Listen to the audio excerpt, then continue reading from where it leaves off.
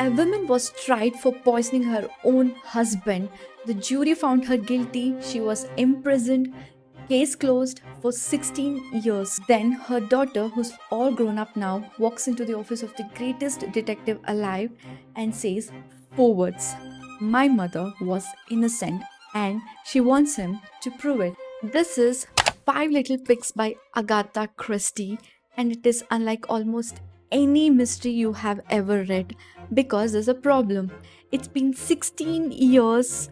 There's no crime scene left, no evidence to test. The victim was a painter killed on a hot summer afternoon at his country house, but the paint dried long time ago. Five people were there that day. Five people who saw everything. He asked each of them to write down what exactly they remember. 5 points of view, one single afternoon, told in five completely different ways. And this is where the book becomes something special because nobody's account matches. Each of them remembers the version of that day that they need to believe. The jealous one, the heartbroken one, the one with something to hide. The same words, the same moments, twisted through five different hearts. Here's what makes Christie a genius. She plays completely fair. Every single clue you need to solve it is sitting right there. Nothing is hidden from you. The truth is on the page the whole time.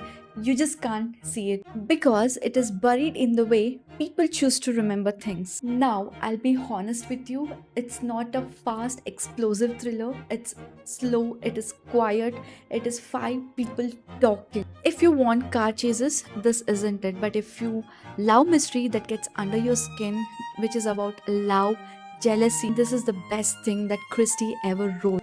And the title, Five Little Pigs. This comes from the old nursery rhyme, "This little piggy went to the market." It's playful, it's clever, and once you notice it, you just can't unsee it.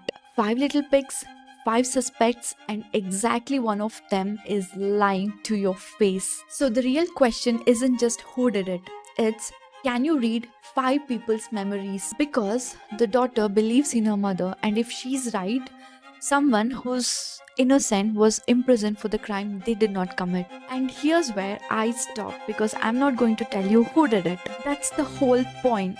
Half the joy of this book is watching the pieces click into place in your own head. That moment where your jaw drops and everything you read suddenly means something else. So go read it. Trust me, when you turn that last page, you'll want to read the whole thing again. Go find out who's lying, then come back and tell me, did you guess right?